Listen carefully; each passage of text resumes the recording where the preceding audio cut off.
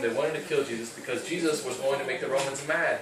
Jesus and the zealots were going to get people all excited, and they were going to try to keep the Romans out. And the Romans, who had armor and swords and catapults and horses and spears, were going to come in and they were going to kill everybody. They were going to tell everyone, okay, now you can't have your life that you wanted to have.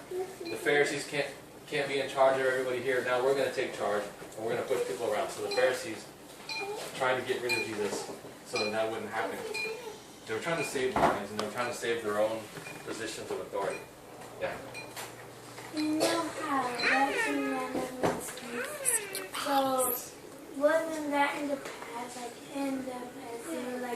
they're trying to kill Jesus and everything, but now they have to keep peace for I think it was Rome, for their city, like we saw that video and they were trying to keep peace. Yeah, the Pharisees, right? Trying to keep peace between the Romans and the Jews by getting rid of Jesus. Because they thought Jesus was going to get the Romans mad, and the Romans were going to come in and start killing people. So the Pharisees were kind of trying to help people, but they were kind of doing it for selfish reasons. They wanted to be in charge of people. Yes. Why were they in charge of the people? Why did they think they were in charge of it? Because ever since all the way back to Moses, the person who spoke to God was the person in charge of the people. Remember Moses gave them the 10 Commandments, and he set up the tabernacle and everything. He would talk to God, and then he would tell the people what God said. Well, after Moses came Joshua, and after Joshua came the judges who were in charge of the people, and they were people sent by God. And then after the judges came the kings. And the kings, through the prophets, would talk to God, right? And so basically whoever was talking to God was the people in charge of the people. So the Pharisees were the people who considered themselves closest to God. And they told everyone, we're the ones who are closest to God. And so people kind of followed them and did what they said because they thought that they were the people who spoke for God. So they think that they were the ones that spoke for God? Yes. Because they said, we know the law. We know the prophets. And so listen to us, we can tell you what that means. And so if you do what we say, then you're going to be pleasing God. Did they know they know the law? Did they know the law? They did, but they didn't understand it. And they did it out of selfish reasons because they loved the way that people looked at them and respected them. Yeah. Why did they have you to do it like in the cross? Jesus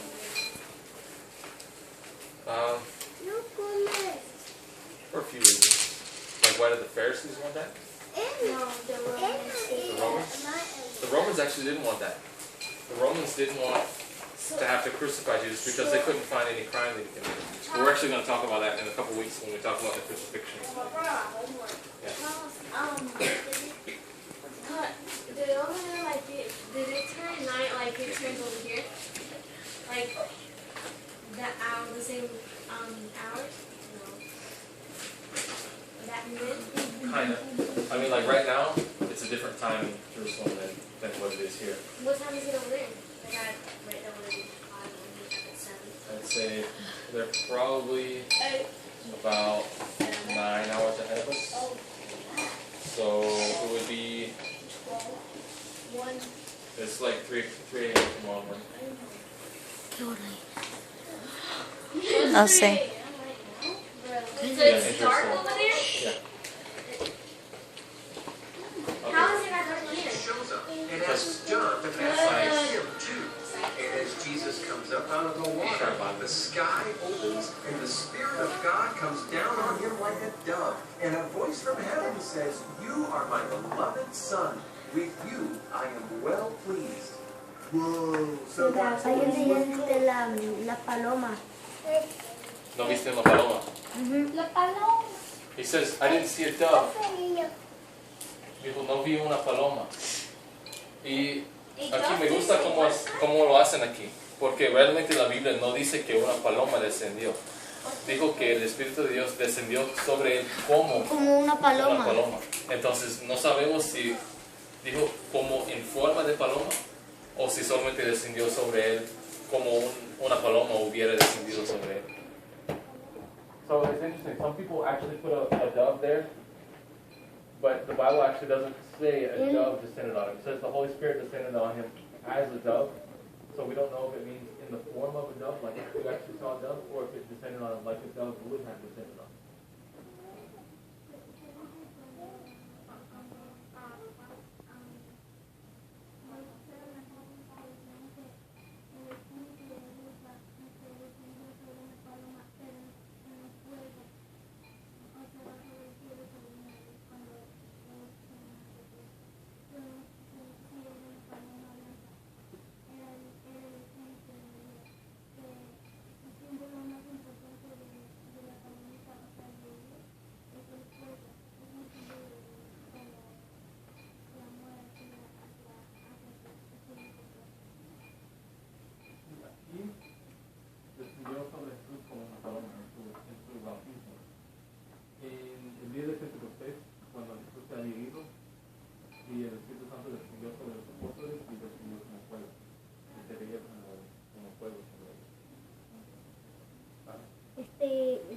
Como la paloma, Dios le habló a él.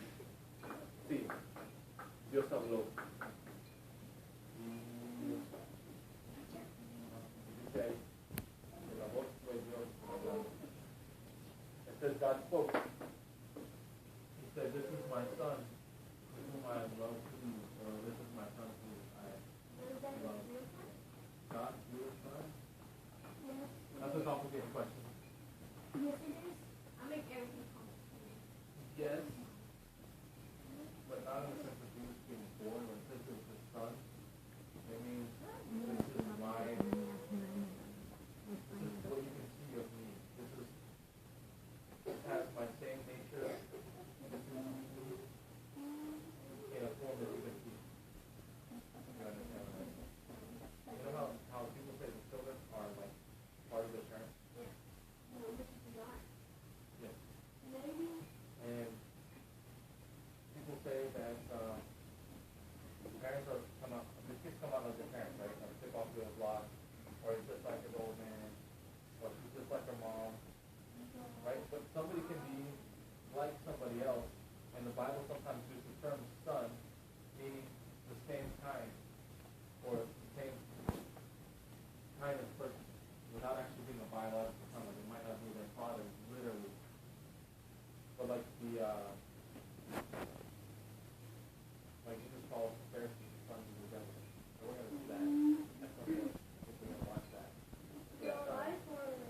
Not that they're literally the sons, but they do the things that the devil does, just like children usually do the things that their parents do. So Jesus was of God. He was what they could see of God. He was kind of a representation of God. And in that sense, he was the son of God. What? He says they were the sons of the devil. They were the sons of the devil? That's what he said. And not literally, right? Because they were like the devil. They did the things that the devil does. So he said, it's like your son. Because he said they were liars, and they lied because the devil lied. What do you think? There's something that's not true. So that's why he tried to, I'm going to say Devil means adversary. Huh? Oh, he got kicked out of heaven? Yeah, we talked about that. No. Yeah. Hey, ask me after class. We'll talk about it. Yes. I heard that they do what their parents say. Yeah, just like children usually turn out pretty much like their parents. A lot of times in the Bible, somebody's called a son of somebody else because they are like somebody else, and they do the things that the other person does. But like when the people think my brother's adopted, the big one, they think Christopher's adopted because he's not like us, because we are this and that. And people think that that's not his real mom, that he's just adopted for the hopeless or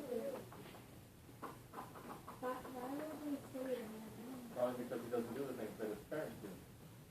And so he doesn't seem like a son, right? So even somebody who does what somebody who's not their parent does, they might seem like a son to that person. Oh, I don't do that. Yeah, right. It's true, if you do bad things, that you know, your son is the devil. How do you go to the devil? Can I say something? Right. Charles, can I say something about this? Ow!